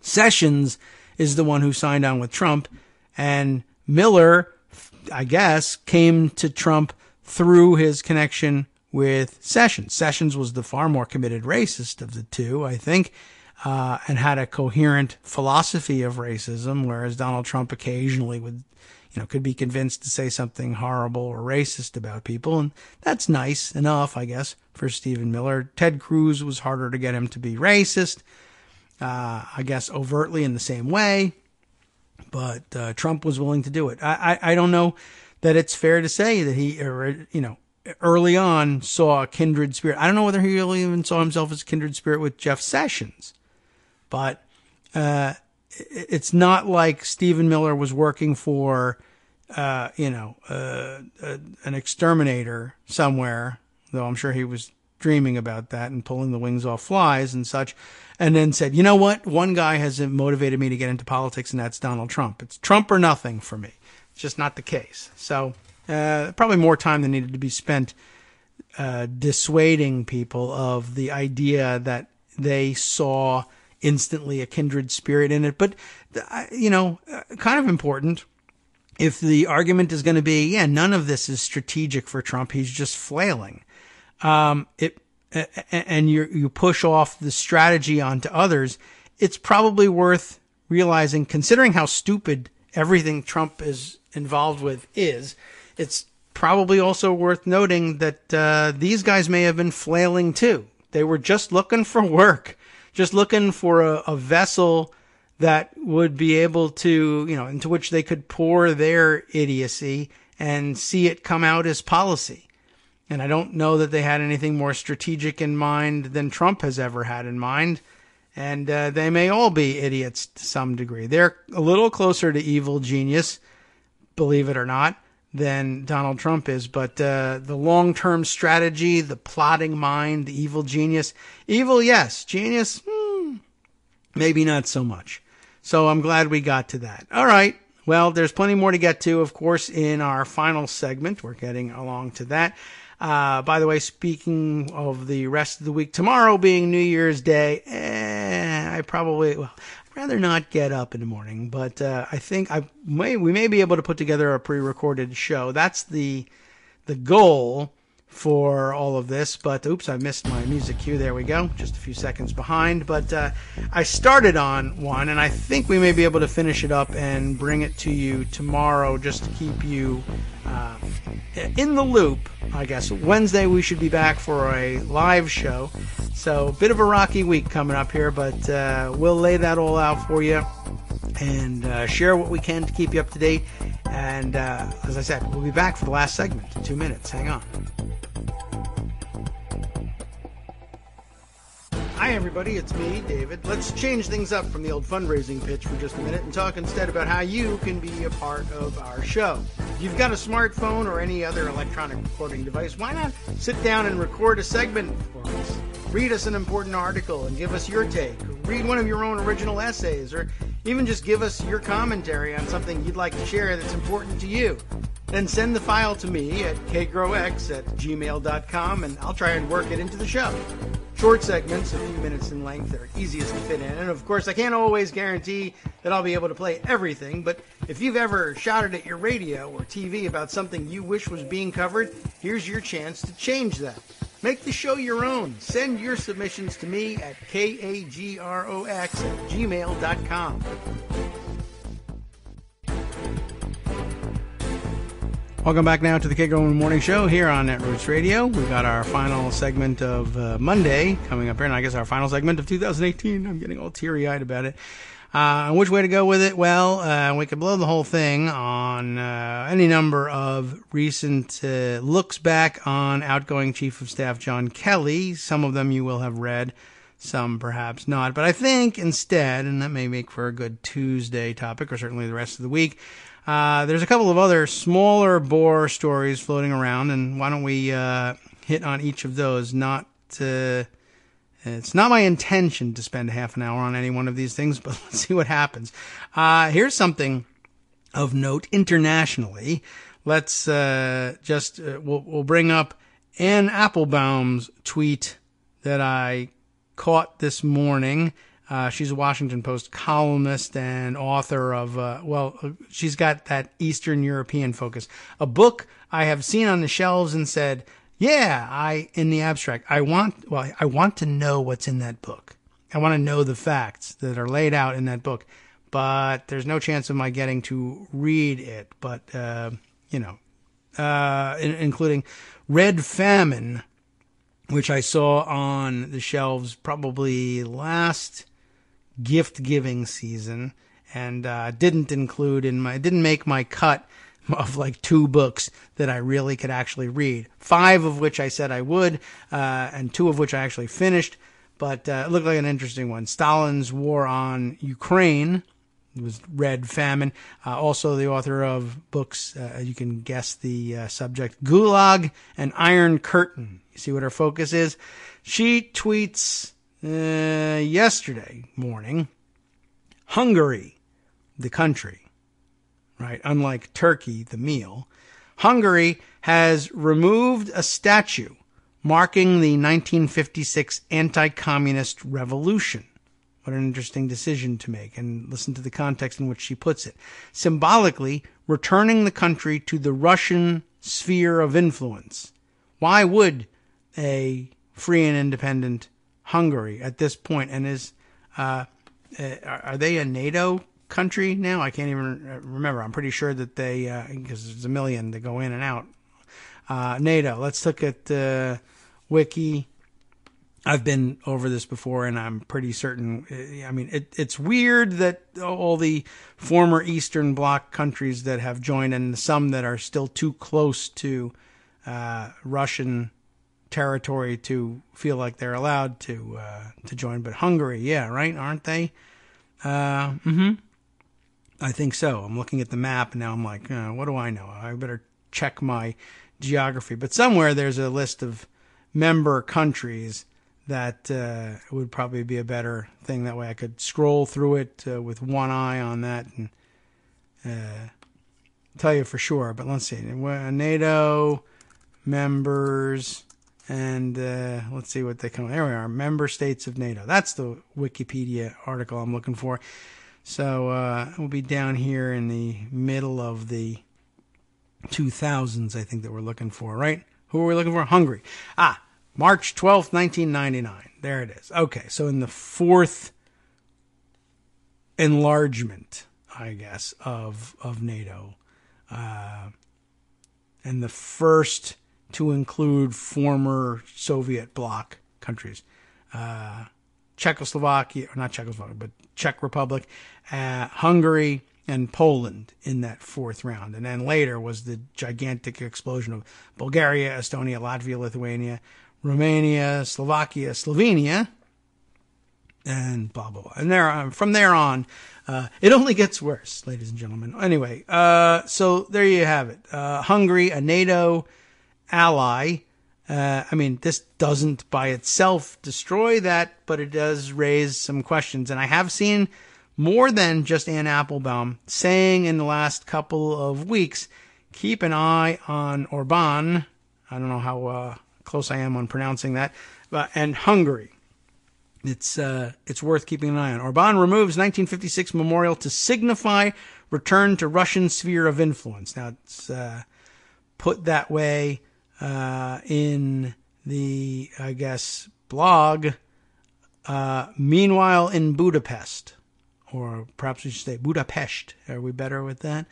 I don't know who writes that, or what it is, or what we're supposed to be thinking of it, but it's an interesting way of describing the event. Last night, this is posted 3 days ago, the memorial of the 1956 revolution against Russian occupation has been removed from outside of Parliament in the darkness without announcement. If Putin wanted to rub Orban's nose into his youthful rebellion against Russia and signify the end of Hungary's independence, this would be the way to do it. I'm not familiar enough with Hungarian history to know, what it really means, if it means something different. I just have to kind of take it at face value. And I can't figure out a good reason why NATO-allied Hungary would remove a memorial to the 1956 uprising. But okay. The statue was removed overnight. You probably have a photo with it if you visited Budapest as a tourist. Imre Nagy's figure was standing on a bridge watching over the Parliament building on the corner of Kossuth Square, and it looked like this, and they have a picture of it. You probably have a photo with it. I haven't been to Budapest. The statue had been removed overnight between Christmas and New Year's. Plans to relocate it have been announced, but it was lost among other outrageous news lately. I don't know exactly which outrageous news, but I guess if I was Hungarian, I would. But where would you move it that would be more appropriate than having him watch Parliament, I guess, right? Yeah. So, anyway, the rest of it is positing that this is some sort of signal to Russia, to Putin, that Hungary may be getting set to knuckle under again. That would be a pretty seismic shift for the rest of us to see a NATO ally break away. I don't know. They've given no signal that they're interested in doing that. This may be something completely different. Maybe the pigeons are crapping on it too much and they want to move it to somewhere. I got no idea. It's just keep an eye out. I guess people who would have better reason to know more than I do say, keep an eye on that guy, and this is a warning. I'm pretty sure somewhere, once again, down here in Pocket, I probably put aside someone else giving that warning. That's why it rings a bell with me, and I'll give it about 3 more seconds of scrolling before I give up on the search for that particular piece. But I swear to you, I totally remember it going in here. Anyway, probably always a good idea to keep an eye on pretty much everybody. In the further east in Europe they are, the more closely you might want to watch, even if it's just to discern when they're being harassed eventually by the Russians. Okay, well, not finding it right away, but other news items worth bringing up and hopefully bringing up quickly. Let's see. Here's one, I guess, that continues our discussion of last week and the Green New Deal. What's the deal with the Green New Deal? And the committee. First of all, we had, when I was on the spot, I was fumbling to come up with the difference between a select committee and a standing committee. And it basically comes down to the fact that a select committee is one that is traditionally has been used for limited purpose, temporary purposes. Although it's worth reminding everybody that the intelligence committees are select committees, and they've turned out to be pretty permanent, and maybe they should just switch over at this point.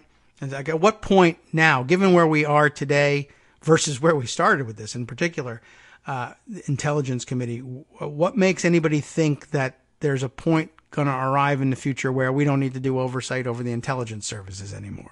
I mean, it may come to the point where we're not allowed to do any, but as far as need goes, you could probably make that a permanent standing committee. So the idea, though, that if you were going to form a committee with the exclusive purpose of formulating a Green New Deal legislative proposal and nothing else, well, then maybe a select committee is the way you want to go, because what would be the purpose of keeping the group around after they achieved their purpose?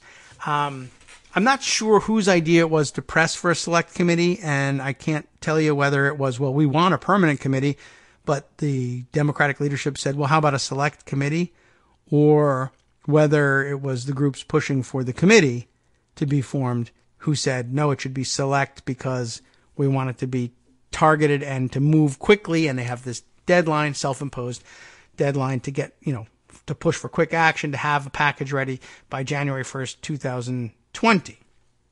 So, I don't know. I'm not sure whose idea it is. But Ryan Grimm is reporting for The Intercept today, and he's a big supporter of this move. And a lot of people are big supporters of this move because why not? I mean, as is pointed out here, it's now in fashion to remind everybody, because it's wise to remind everybody, that climate is an existential threat. That's the phrase everyone wants to use now, and it makes sense.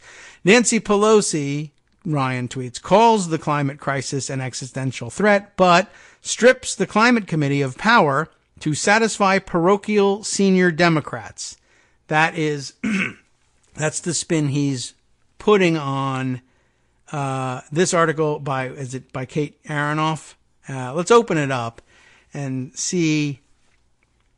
It's not likely something to get through quickly, but I wanted to just point out here. I say it's the spin he puts on it, and it is, and I understand why he's doing it, and I'm not saying it's a bad thing to do it necessarily, but I would say this. The way he phrases it here, she strips the climate committee of power to satisfy parochial senior Democrats. The committee doesn't exist. And so just based on that alone, it's difficult to accurately say, well, it's been stripped of power. It doesn't have any power. It doesn't exist.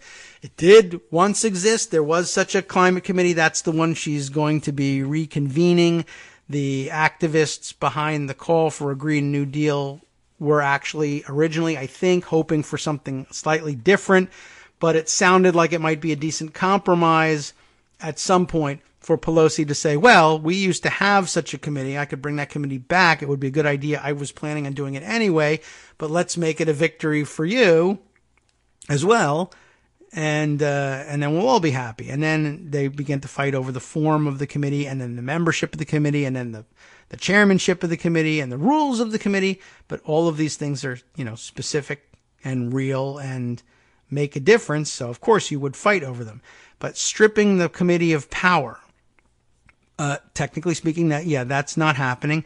And, secondly, of course, there's the question of she's doing it to satisfy parochial senior Democrats. And that's a loaded term. both of them, parochial and senior Democrats, not necessarily viewed as a good thing in The Intercept or elsewhere. But like we said in our discussion of it last week, those parochial senior Democrats are very often people who have been fighting the environmental good fight for a very long time and who now are in position to lead committees in the majority that have jurisdiction over a large portion of what would likely comprise a Green New Deal agenda. And are they stripping the committee of power when it makes it sound like, as the comments to the tweet do, that they're stripping everyone of the power to address climate change in service to, corporate America or oil companies or big donors. And I mean, you can always make that accusation, and it always rings pretty true when they do make it. But at bottom, we're not certain how true it is. But you're talking about people who are senior Democrats and good environmentalists and have been for a long time, and who came, who fought for re-election and fought to get to the head of these committees with the understanding that when they got there, they would be able to exercise the power that came with it to do precisely this sort of thing. However, at the last minute, along comes a group that says, well, we want it to be called the Green New Deal and we want it to be handled over here instead. And, one way of looking at it is, well, yeah, sure, they're good environmentalists, but what have they done for us in all this time? They haven't been able to defeat the forces of evil, and the new people coming in, they're infused with energy of millennials, etc., and they're going to, they'll be different, and they're not already corrupted, and that's one argument for handing things over to them. Another way of looking at things, like a spin, for instance, would be to say, okay, given the existential threat that faces us and the seriousness of a short deadline and the very short window, if it even exists anymore, that we have to do something significant to lessen the impacts of the inevitable climate change, the question is, how do you view these things? How do you view the players in here? Or do you say, let's have the existential threat handled by the people who have never done this before, but who are truly and deeply committed and absolutely, I would absolutely trust them to sweep aside bureaucratic hurdles that stand in the way, or even say, I don't play this game, I'm going to push you, we're going to get this done, etc.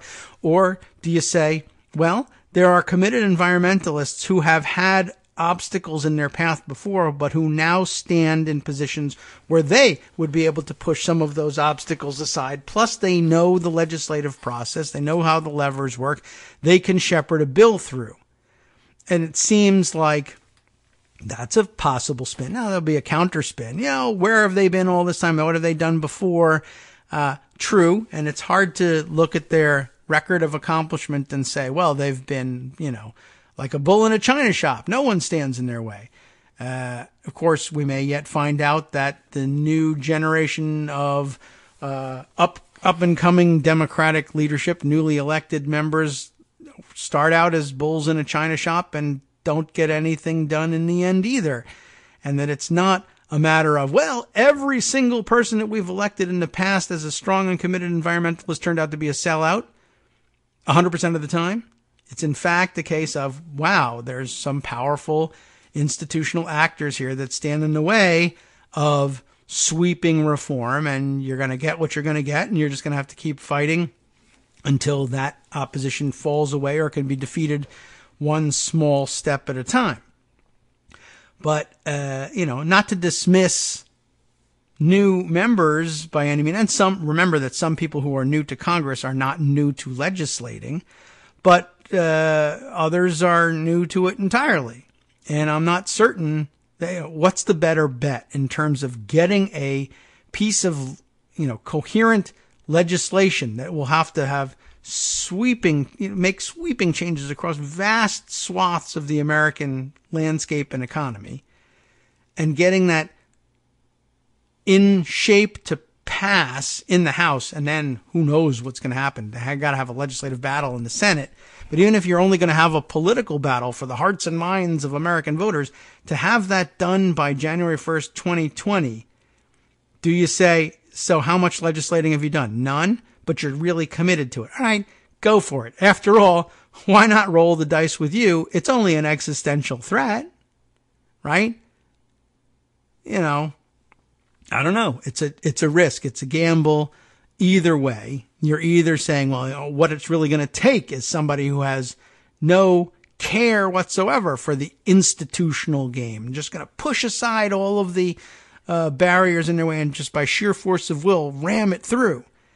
Does it really work that way? And does it work that way when, unfortunately, you do have people who really do understand the legislative process and know how to pull the levers to make things happen or not happen, and you start that game out by saying, I dismiss your record. I don't believe you. I don't think you're a committed environmentalist. I think you're a sellout and a parochial senior Democrat. And I want you out of my way. Fine. They won't run your committee. You will. Now your committee reports out a bill. Now don't be petty, you people who I dismissed as sellouts and frauds. Line up behind me and pass this thing because existential threat. Well, that could work. They could put their pettiness aside, or they might not, or they might have something valuable to bring to the table somewhere along the line, and they either will be discouraged from doing so or be told in no uncertain terms that they're not welcome to, or they may be welcomed with open arms at certain points. It's very difficult to tell how this is going to go. But I think a better first step would be to, I don't know. I can't tell Ryan Grimm or Kate Aronoff or any of the committed environmentalists who know much more about environmental situation and legislation than I do not to push. That's not the point. You can't not push or you won't get anywhere. You have to push. Articles like this are absolutely necessary, I think. But it pays to, let's say, among friends, pause for a little bit and say, there's real value to the institutionalists, or at the very least, they may become people whose buy-in you need, possibly for petty reasons. But again, we say, put aside the pettiness. There's an existential threat here, God damn it, and you'd be right to say so. Whereas they may also say, well, why not a sop once in a while to the people who know how to get things done, who really are also committed environmentalists and will be votes for this thing. After all, what's it going to cost you? Not very much in the face of an existential threat, right? Build a coalition. Why tear everything down? And, of course, if you've got a deadline of January 1st, 2020, why reinvent the wheel to do it? Anyway, I say this without having read Kate Aronoff's piece here, and we're not likely going to have time to get through it, but we should be discussing it, and I'll make it my business to read this and be ready to discuss it. Maybe that'll be topic of discussion perhaps on Wednesday if we're able to get Joan McCarter back in here and catch up on things. And it's going to be an issue, and we're going to see it discussed, and it's going to be hot when on the 3rd they come back to reconstitute the House on Thursday and try and figure this out. There's an old-fashioned turf war going on and a newfangled existential threat fight going on, and we're going to have to sort these two things out. There's a couple other things happening, some of which also we might be able to toss in here and get through in just a few minutes. How about this one? Bill, thank you for sending us this one. I mean, you sent it out generally. I happened to pick up on it. Just sort of, I thought this one was interesting. So up in Maine, Paul LePage on his way out as governor, being replaced by a Democratic governor, of course, but that's not the focus of this story. LePage takes parting shot at stolen election, in quotes there, stolen election that cost fellow Republican his seat in Congress. We've mentioned this story, but this is an interesting new twist. Scott Thistle, writing for the Portland Press-Herald here. Jared Golden will be sworn in with the other members of the incoming Congress on January 3rd. Governor Paul LePage signed off on the state's first-in-the-nation ranked choice election. Remember, that's how he got there. To Congress on Friday, but also left a note of protest against the voter-approved election law that propelled Democratic State Representative Jared Golden to a victory over incumbent Republican U.S. Representative Bruce Poliquin in the 2nd District. LePage initialed Golden's certificate of election, but also wrote, quote, "stolen election," unquote, beside it before sharing a photo of the certificate on Twitter with an additional comment. How interesting is this? You know, the mechanics of how this stuff works. When you get elected to Congress, they're going to send a certificate of election to the clerk, and that's how we determine who's supposed to be, according to the state, entitled to the seat. This becomes interesting and relevant when there are contested elections, as will probably be the case with North Carolina's 9th District. But he decided to give up the ghost and sign this thing. And I don't know why he actually, I'm not 100% sure why LePage just didn't say, screw it, I'm not signing it, so that it would show up at Congress without the governor's signature and people could contest it. But maybe he found out no Republican intended to contest it. And so what's the difference? I don't know. But still, don't sign it. Anyway, probably he was informed that legally he didn't have much choice. It's a ministerial function, and he could have been forced by the courts to sign it, or the courts could have, issued some sort of a proclamation to Congress saying this thing is as good as signed as far as the law of Maine goes. So don't worry about it. But instead, he decides, in a way, very childishly, to, okay, I'm going to sign it. Or maybe he just initialed it like he thought that was somehow different from signing it, less effective somehow. But he actually writes stolen election, with a Sharpie, right next to it, which is rather amazing. So again, he tweets, "I've signed off on the CD2 election result as it's no longer in federal court. Ranked choice voting didn't result in a true majority as promised. This is blah, blah, blah. Simply a plurality measured differently." I don't know why that's a bad thing. "It didn't keep big money out of politics and didn't result in a more civil election. Hashtag Maine politics." And then the picture of the thing, and there it is. Stolen election, written right next to his signature on the certificate. It's amazing. Golden was declared the winner over Poliquin after he captured 50.5% of the vote to Poliquin's 49.5% during a second round of ballot tabulation under the ranked choice law, which was twice endorsed by voters at the ballot box. You know the story of the background of these guys, so probably don't need to add much to that. Well, I found it interesting that he writes in stolen election, and I was moved by this really to tears. What I mean is, it's at the same time, it's obviously, my first reaction is, what a childish thing to do. On the other hand, I paused for a second because, like I said, we're going to face something like this possibly with North Carolina's 9th District. And of course, maybe you're thinking back to like the Fahrenheit 9/11 opening scene with the counting of the Electoral College vote, or 2004, or perhaps this year, or this election in 2016, early 17. And as childish and weird as it is, I guess I almost have some admiration for just saying, hey, you're wrong in this case, but I feel like something has gone wrong here. For either genuinely or not, he feels like he's got to say it's a stolen election. So he just writes the thing on there. And Democrats would always be, oh, well, that's not proper. Or I'm going to be viewed as childish or whatever. Maybe you will, maybe you won't.